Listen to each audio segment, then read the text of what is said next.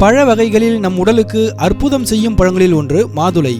இதன் மகத்துவம் பற்றி இயற்கை மருத்துவத்தில் கூறப்பட்டுள்ளது. மாதுளையின் பழம், பூ, பட்டை ஆகியவை அனைத்தும் மருத்துவ குணங்கள் நிறைந்தவை. மாதுளை பழங்களில் இரும்பு, சர்க்கரை, சுண்ணாம்பு, பாஸ்பரஸ் மற்றும் அனைத்து வகையான தாது உப்புகளும் உயிர் சத்துகளும் அடங்கியுள்ளன. மாதுளம் பழத்தை சாப்பிடுவதால் உடலில் நோய் எதிர்ப்பு சக்தி அதிகமாகிறது. உடலுக்கு தீங்கு விளைவிக்கும் வைரஸ் கிருமிகளை மிக துரிதமாகவும் அதிக அளவிலும் அழித்து விடுகிறது.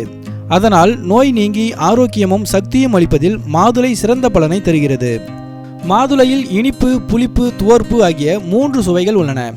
இனிப்பு மாதுளம் பழத்தை சாப்பிட்டால் இதயத்திற்கும் மூளைக்கும் மிகுதியான சக்தி கிடைக்கிறது. பித்தத்தை போக்கி இருமலை நிறுத்துகிறது. புளிப்பு மாதுளையை பயன்படுத்தினால் வயிற்று கடுப்பு நீங்குகிறது.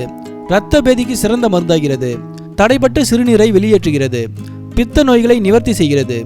வயிற்றுக்குள் ஏற்படும் தொந்தரவுகளை நீக்குகிறது. எந்த வகையான குடல் புண்ணையும் குணமாக்குகிறது. மாதுளம் விதைகளை சாப்பிட்டால் இரத்த விருத்தி ஏற்படும். சீதபேதிக்கு சிறந்த நிவாரணம் அளிக்கும். தொடர்ந்து நோயின் பாதிப்பால் பலவீனம் அடைந்தவர்கள் மாதுளம் பழத்தை சாப்பிட்டால் உடல் தேரும், உடல் எடை கூடும்.